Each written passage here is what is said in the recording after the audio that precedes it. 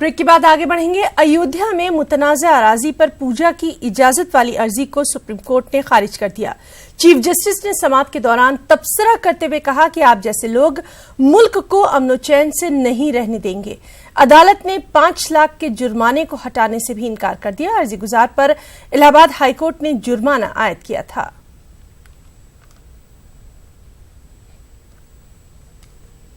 Professor Najma Akhtar को जामिया मिलिया इस्लामिया की vice chancellor मुकर्रर किया गया है। सदर जमहूरिया ने उनकी तकर्रुरी का हुक्मनामा जारी किया। जामिया मिलिया इस्लामिया की 96 साल तारीख में ऐसा पहली मर्तबा हुआ है कि किसी खातून को सबसे आला ओहदा मिला है। नजमा अख्तर ने यकीन दहानी कराई है कि जामिया मिलिया के अक़लियती किरदार पर कोई आंच नहीं आएगी।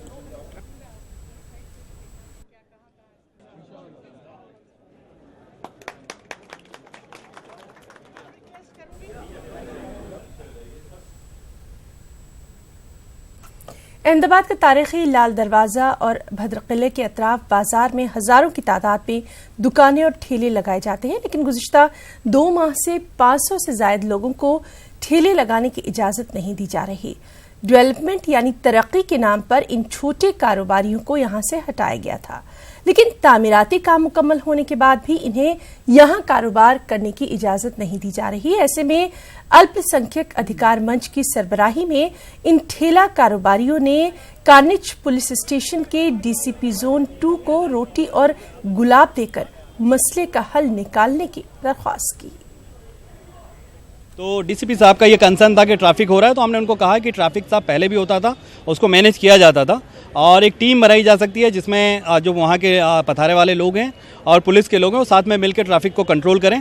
तो उनको हमारी बात जो है वो बहुत पॉजिटिव लगी और उन्होंने भी बहुत पॉजिटिव वे में ये जवाब दिया है कि वो 4 दिन के अंदर बैठ के इसका कोई ना कोई रास्ता निकालेंगे। और तो ये रोटी उनको देंगे और ये उम्मीद करेंगे ऊपर वाले से कि हमारे बच्चों के हमारे वो दिन ना आए कि लोग इस तरह से दया भाव से हमको रोटी दें। इसीलिए ये रोटी लेके आए हैं और ये मैसेज देना चाहते हैं कि अगर और दिनों तक हमको अगर हमारे धंधा नहीं करने दिया जाएगा तो इसी तरह से लोग हमको रोटी बांटेंगे।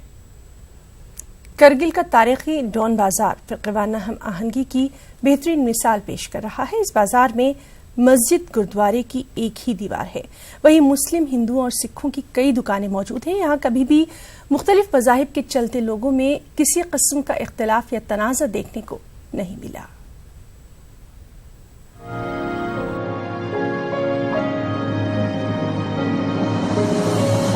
ये करगिल का डान बाजार है। इसकी अपनी एक तारीखी अहमियत है। यह बाजार माजी में भी कौमी यकजहती की शानदार मिसाल पेश करता था और आज भी पेश कर रहा है। 1947 से कबल 99% मुस्लिम आबादी होने के बावजूद डान बाजार में मस्जिद, गुरुद्वारे और मुंशी सराय के अलावा हिंदू और सिख मजहब से ताल्लुक रखने वाले अफराद की दुकानें हुआ करती थी। मिट्टी की दुकानें थोड़ी मजबूत हुई हैं। आज भी यहाँ भाईचारा जूं का तूं बरकरार है। इस बाजार की सबसे अहम बात यहाँ की मस्जिद और गुरुद्वारा है, जिनकी एक ही दीवार है जो कभी तशद्दुद की वजह नहीं बनी। मस्जिद और गुरुद्वारा है।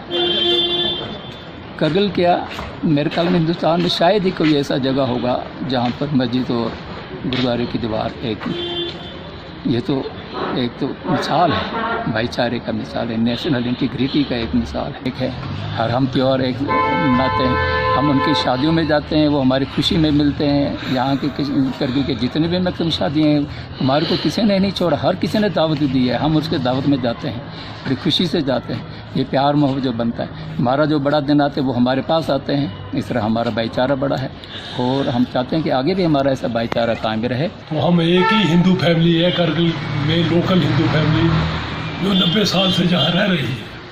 तो हम दुनिया को पैगाम देना चाहते हैं कि सब लोग भाई बिरादरी से बैठे, जैसे हम यहाँ करगिल में बैठे। कार में हिंदू भी है, मुसलमान भी है, सिख भी है, सब लोग, वो बुद्धिस्ट भी है, सब लोग भाई बिरादरी से काम कर रहे हैं। डान बाजार को अप्पू बाजार के नाम से भी पहचाना जाता है। डान बाजार में एक पुरानी 2 मंजिला इमारत मौजूद है। ये 2 मंजिला मकान 72 साल से इसी हालत में है। अभी तक किसी ने इस इमारत को हाथ तक नहीं लगाया है। इमारत का मालिक 1947 में सरहद पार किया था। ये यहाँ के भाईचारे की एक और मिसाल है। आपको देखने को मिलेगा यहाँ का इंफ्रास्ट्रक्चर आज से 50-60 साल पहले का वही बना हुआ है। उसके अलावा भी 200-300 साल पुराना यहाँ पे एक मकान है जो हमारे पाकिस्तान में है। उसका मालिक एक यहाँ पे एक भाईचारगी आपको देखने को मिलेगा, वो आज भी ऐसे ही सालिम आपको देखने को मिलेगा। ऐसे दौर में जहां मफाद परस्त सियासी पार्टियों की बातों में आकर लोग मुल्क की गंगा जमनी तहजीब को भूल जाते हैं, डान बाजार कौमी यकजहती की शानदार मिसाल पेश कर रहा है। न्यूज़ 18 उर्दू के लिए करगिल से जिया की रिपोर्ट। सबरस एकेडमी के ज़ेर एहतमाम भोपाल में शख्सियात के उन्वान से अदबी तकरीब का इनेकाद किया गया। अदबी तकरीब में मुमताज़ अदीब और नाक़िद अबू मोहम्मद सहर और तरक्की पसंद तहरीक के नुमाइंदा शायर मोहम्मद अली ताज की हयात व खिदमात पर मकाले पेश किए गए। प्रोग्राम के पहले हिस्से में जहां डॉक्टर अबू मोहम्मद सहर और मोहम्मद अली ताज की अदबी निगारिशात पर मकाले पेश किए गए, वहीं प्रोग्राम के दूसरे हिस्से में मोहम्मद अली ताज और डॉक्टर अबू मोहम्मद सहर के मिसरों पर तरही नशिस्त का इनेकाद किया गया। तरही नशिस्त में भोपाल की शोरा ने शिरकत की और अपनी मखसूस अंदाज में तरही मिसरे पर कुछ इस अंदाज में कला पेश किया। ऐसा महसूस हो रहा है कि यूपी में एसपी बीएसपी इत्तेहाद से बीजेपी बौखला सी गई है। बीजेपी के सुलझे हुए लीडर भी फिरकापरस्त सियासत पर उतर आए हैं। मेनका गांधी ने सुल्तानपुर के मुसलमानों को खुली धमकी दी है कि अगर मुसलमानों ने उन्हें वोट नहीं दिया तो वो भी मुसलमानों के काम नहीं करेंगी। खास रिपोर्ट। इंतखाबात में वोटर होता है सुल्तान, लेकिन सुल्तानपुर के मुस्लिम वोटरों को दी जा रही धमकी। मेनका गांधी की मुसलमानों को खुली धमकी, वोट नहीं तो काम नहीं। मैं जीत रही हूँ, लोगों की मदद, लोगों की प्यार से मैं जीत रही हूँ, लेकिन अगर मेरी जीत मुसलमानों के बिना होगी तो मुझे बहुत अच्छा नहीं लगेगा, क्योंकि इतना मैं बता देती हूँ कि फिर दिल खट्टा हो जाता है। फिर जब मुसलमान आता है काम के लिए, फिर मैं सोचती हूँ कि नहीं रहने ही दो, क्या फर्क पड़ता है। इसे सुल्तानपुर के मुसलमानों पर सितम दर सितम नहीं कहा जाए तो और क्या कहा जाए। 2014 के आम इंतखाबात में वरुण गांधी ने यहाँ के मुसलमानों को धमकाया और अब मेनका गांधी मुसलमानों को आंख दिखा रही हैं। मैं जीत रही हूँ, लोगों की मदद, लोगों की प्यार से मैं जीत रही हूँ, लेकिन अगर मेरी जीत मुसलमानों के बिना होगी तो मुझे बहुत अच्छा नहीं लगेगा, क्योंकि इतना मैं बता देती हूँ कि फिर दिल खट्टा हो जाता है। फिर जब मुसलमान आता है काम के लिए, फिर मैं सोचती हूँ कि नहीं रहने ही दो, क्या फर्क पड़ता है। मेनका गांधी सुल्तानपुर से जीत का दावा कर रही हैं, लेकिन वो अपनी जीत में मुसलमानों की हिस्सेदारी भी चाहती हैं। मेनका गांधी के वोट मांगने का निराला तरीका, खुले आम इंतखाबी ज़ाब्ते इखलाक की खिलाफ वर्जी। मेनका को हमेशा गांधी की तरह काम करना पसंद नहीं। एक हाथ दे एक हाथ ले का फॉर्मूला मेनका को है पसंद। कहा हम गांधी जी की छठी औलाद नहीं, मुसलमानों ने वोट नहीं दिया तो उनके काम नहीं करेंगे। आखिर नौकरी सौदेबाजी भी तो होती है, बात सही है कि नहीं। ये नहीं कि हम लोग सब महात्मा गांधी के छठे औलाद हैं कि हम लोग आए केवल हम देते ही जाएंगे और फिर इलेक्शन में मार खाते जाएंगे। सही है बात कि नहीं सही, ये आपको पहचानना पड़ेगा। ये जीत आपके बिना भी होगी, आपके साथ भी होगी। मेनका गांधी को सियासत में सुलझी हुई सियासतदान के तौर पर देखा जाता है, लेकिन उनकी जानिब से इस तरह के मुस्लिम मुखालिफ बयान और जमहूरियत मुखालिफ बयान उनकी छुपी हुई शबीह को बयां कर रही है। कहीं ऐसा तो नहीं है कि एसपी, बीएसपी और आरएलडी महागठबंधन ने वाकई में मेनका गांधी की नींद हराम कर रखी हो। Bureau report, news 18 Urdu. कल मुजफ्फरनगर में मुस्लिम खवातीन की वोटिंग पर बीजेपी के उम्मीदवार संजीव बालियान ने सवाल खड़े कर दिए थे और इस पर मुसलमानों की जानिब से सख्त बयान सामने आ रहे हैं। साबिक राज्यसभा रुकन मोहम्मद अदीब ने संजीव बालियान के इस बयान को शर्मनाक करार दिया है। मोहम्मद अदीब से खास बातचीत की हमारे दिल्ली नुमाइंदे खुर्रम शहजाद ने। इंतखाबी तशहीर में और इलेक्शन को लेकर तरह तरह के सवाल उठ रहे हैं। कल एक सवाल संजीव बालियान ने मुजफ्फरनगर में उठाया था। हमारे साथ बात करने के लिए मोहम्मद अदीब साहब हैं। अदीब साहब कल एक सवाल उठाया कि बुरक़े में मुस्लिम खवातीन जो है फेक वोटिंग कर रही हैं, आपको क्या कहेंगे? देखिए, बालियान का ये बयान, ये उनको इस बात का एहसास हो चुका था, ये इक़बाल शिकस्त है। वो समझ गए थे कि मैं हार रहा हूं। कह रहे हैं कि बुरक़े में यानी पर्दा नशीन औरतें वोट डाल रही हैं। पर्दा नशीन औरत हो या वैसे भी कोई इंसान हो, उसका वोटिंग कार्ड देखा जाता है, उसकी शक्ल मिलाई जाती है, उसको अख्तियार होता है। अब पर्दा बुरक़े से क्या मतलब है? अगर बालियान यही चाहते हैं तो अपने जो जाट खानदान है, हमारी माएँ और बहनें जो जाट जो घूंघट निकाल के पर्दे में रहती हैं, पहले उनके पर्दे उतरवाओ। इतने बेशरम हो तुम, अपनी माँ बहनों के पर्दे उठवाओगे? उन्होंने एक सवाल उठाया कि महिला कांस्टेबल वहां पर नहीं है। कई जगह उन्होंने चेक किया तो चेहरा दिखाने पर वो जोर दे रहे थे। देखिए, ऐसा है, महिला कांस्टेबल क्या कपड़े चेक करेगी? भाई हम पैंट पहन के जा रहे हैं तो आप हमसे चेक करेंगे कि हम कौन है? चेहरा देखने के लिए। चेहरे की बात है, चेहरे की फोटो लगी हुई है, आपके पास वोटर कार्ड है। इसमें सिर्फ और सिर्फ मकसद ये था कि हम इतना बवाल करें कि मुस्लिम वोट की परसेंटेज कम हो जाए, क्योंकि उनके इलेक्शन कमीशन ने भी में ये इन्होंने काम कर रखा है। 20-25% वोट मुसलमानों के गायब हैं। एक तो इसमें कम कर दो, बाकी जो बचा तो वोटिंग जब हो रही है तो उसको रोक दो। रोकने से जो परसेंटेज ऑफ वोट है वो घट जाएगा। तो जितनी तरीके की चालबाजी, जितनी तरीके की हरकतें कर सकते हैं, लेकिन ऐसा है कि इतने मजालिम, इतने जुल्म किए हैं इन्होंने, सजा तो इनको अब 23 तारीख को मिल जाएगी। लेकिन इलेक्शन कमीशन को भी महिला कांस्टेबल वहां पर हो, खातून कांस्टेबल हो, उसका इंतजाम रखना चाहिए ना। आप इलेक्शन कमीशन की क्या बात कर रहे हैं? हिंदुस्तान का प्राइम मिनिस्टर ये कह रहा है कि साहब पहले वोटर जो है पहला अपना वोट शहीदों के नाम दे दे। इलेक्शन कमीशन के अगर मैं होता तो शर्म से डूब मरता। इलेक्शन कमीशन में जो इससे पहले में लोग थे, उनके जमाने में कोई ऐसी बात नहीं हुई। लेकिन जिस तरीके से ये जो किया गया है, खुल्लम खुल्ला बोल रहे हैं कि कह रहे हैं कि साहब आप वोट दीजिए शहीदों के नाम पर। सवाल यह है कि जिस तरह का सवाल संजीव बालियान ने उठाया है, और क्या इलेक्शन कमीशन को उसमें दखल देना चाहिए? देखिए, इलेक्शन कमीशन को दखल तो देना चाहिए, नहीं देगा, लेकिन 24 तारीख को जो नई सरकार बनेगी उस वक्त हम लोग यही चाहेंगे कि वो सरकार बने जो इन सब पे मुकदमेदार जो चल रहे हैं ना, इन सबको जेल भेजे। बहुत बहुत शुक्रिया। कैमरामैन हनुसैनी के साथ खुर्रम शहजाद, न्यूज़ 18 दिल्ली। पार्लिमानी इंतखाबात में मध्य प्रदेश से मुस्लिम उम्मीदवार खड़ा किए जाने के मुस्लिम तंजीमों के मुतालबे ने जोर पकड़ लिया है। पार्टियों के रवैये से नाराज उलमा बोर्ड ने सियासी पार्टियों के जरिए मुस्लिम नुमाइंदगी न दिए जाने पर अपने उम्मीदवार खड़े करने का ऐलान करके सियासी पार्टियों की मुश्किलात में इजाफा जरूर कर दिया है। एक रिपोर्ट।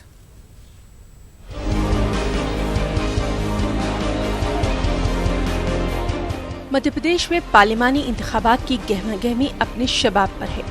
वोटर्स को रिझाने और लुभावने वादों के साथ सियासी पार्टियां मैदान में हैं। जात पात, तबकात, मजहब के नाम पर वोट लेने के लिए सियासी हथकंडे अपनाए जा रहे हैं और इसी बीच हर तबका अपने अपने समाज की नुमाइंदगी के लिए भी कोशा है। मध्य प्रदेश और छत्तीसगढ़ में मुस्लिम तबका सबसे बड़ी अक़लियत है, लेकिन गुज़िश्ता पार्लिमानी इंतखाबात में इन सूबों में से किसी भी सियासी पार्टी ने किसी उम्मीदवार को मैदान में नहीं उतारा था। इस बार भी सूरत हाल वही नजर आ रही है। सियासी पार्टियों के रवैये से मुस्लिम समाजी तंजीमें जहां नाराज हैं, वहीं मध्य प्रदेश उलमा बोर्ड ने अपने उम्मीदवार खड़ा करने का ऐलान करके एक नई बहस शुरू कर दी है। क्या कहती हैं मुस्लिम तंजीमें, आप भी सुनिए। हर दल बेनकाब हो रहा है इसके अंदर। जो लोग ये कहते हैं कि हमें मुसलमानों का 90% वोट चाहिए, वो भी आज बेनकाब हो गए हैं। और जो लोग पिछले 5 सालों से मुस्लिम महिलाओं की सुरक्षा की बात कर रहे थे, ट्रिपल तलाक को लेके, आज वो भी बेनकाब हो गए कि अगर आपको मुसलमानों की इतनी फिक्र है, मुस्लिम कम्युनिटी की इतनी फिक्र है, तो आपने एक टिकट देना भी गवारा नहीं करा। हमारी शरीयत की आवाज़ को कौन बुलंद करेगा? और मुझे बहुत अफसोस हो रहा है कि 2019 के चुनाव के अंदर मुसलमानों के लिए कोई बात नहीं कर रहा। जो वोट सब लेना चाह रहे हैं, हमारा वोट 90% और 100% वोट लेने की बात करती है कांग्रेस। भारतीय जनता पार्टी भी चाहती है कि हम लोग वोट दे दें, मगर हमारे बेहतरी के लिए, हमारी कौम के लिए कुछ काम करने की बात कोई भी नहीं कर रहा, ना किसी के मैनिफेस्टो में है। मध्य प्रदेश में 29 पार्लिमानी सीटें हैं और छत्तीसगढ़ में 11। इसी के साथ अगर राजस्थान को भी शामिल कर लिया जाए तो वहां पर पार्लियामेंट की 25 सीटें हैं। 2014 के पार्लिमानी इंतखाबात की अगर बात करें तो दिल्ली, राजस्थान, मध्य प्रदेश, छत्तीसगढ़ से बीजेपी ने किसी मुस्लिम उम्मीदवार को टिकट नहीं दिया। इस बार भी बीजेपी की फहरिस्त में किसी मुस्लिम उम्मीदवार का नाम है ही नहीं। और ऐसे में बीएसपी और एसपी की बात करें तो उन्होंने भी मुस्लिम उम्मीदवारी को नजरअंदाज ही किया है। इसमें कांग्रेस की अगर बात की जाए तो उसके लीडरान 90% मुस्लिम वोटों की बात तो करते हैं, लेकिन वो भी मध्य प्रदेश, छत्तीसगढ़, दिल्ली और राजस्थान में मुस्लिम नुमाइंदगी को मौका देना नहीं चाहते। इस सिलसिले में जब कांग्रेस लीडर से बात की गई तो मौजूदा पार्लिमानी इंतखाबात की बात न करके माजी की बात की गई। भोपाल से 2 विधायक माइनॉरिटी के हैं, जिसमें से एक मंत्री है। तो मैं नहीं समझता कि ये इल्ज़ाम उनका कहीं से भी सही हो सकता है।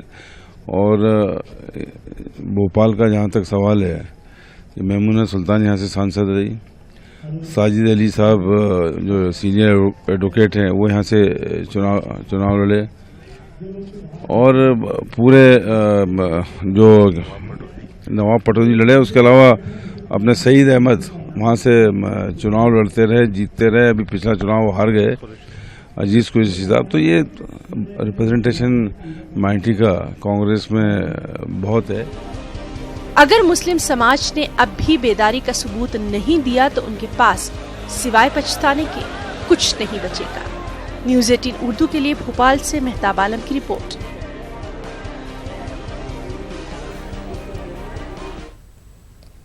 बनारस हिंदू यूनिवर्सिटी के शोबा उर्दू के साबिक सदर प्रोफेसर याकूब यावर की बेंगलुरु आमद पर खुसूसी नशिस्त का इनेकाद किया गया। बज़्म उर्दू के तहत मारूफ शायर खलील मामून की सदारत और सुनील पनवार की मेजबानी में इस खास महफिल का इनेकाद किया गया।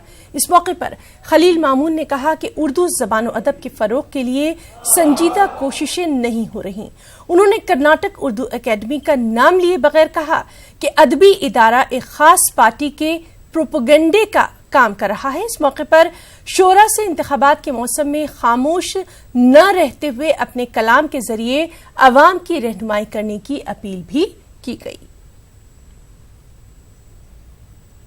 उर्दू का माहौल बहुत ख़राब है, खुसूसन जो सरकारी इदारे हैं या दूसरे जो कुछ भी इदारे जो कुछ कर रहे हैं वो सही नहज पर नहीं जा रहे हैं। तो इस तरह काम करने से उर्दू का कोई फ़रोग़ नहीं होता, ना अदब का ना ज़बान का। ज़बान और अदब की तरवीज के लिए, उसकी बका के लिए और संजीदा इक़दाम किए जाने चाहिए जहाँ संजीदा लोगों को जोड़ा जा सके। मुफीद इसलिए नहीं है कि उसमें कोई संजीदगी नहीं है। मुझे ऐसा लगता है कि ये सब कुछ जो है ये प्रोपेगेंडे का अमल है जो किसी एक ख़ास पार्टी से जुड़ी हुई है। ये सवाल भी एक रिवायत बन चुका है। इलेक्शन के वक्त में बहुत से मसाइल उठते हैं तो ये मसला भी उठाया जा सकता है, लेकिन इलेक्शन के पहले और इलेक्शन के बाद का मंजरनामा बिल्कुल मुख्तलिफ होता है। और वो सारी बातें जो इलेक्शन से पहले उठाई जाती हैं वो बाद में भुला दी जाती हैं और फिर 5 साल उन पर कोई बातचीत नहीं होती है।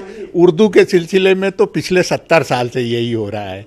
अब एक शायर होने की हैसियत से मैं समझता हूँ कि हमारे शोरा को आवाम की सही एतबार से सही तरह से उनकी रहनुमाई करनी चाहिए अपने शेरों के ज़रिए से।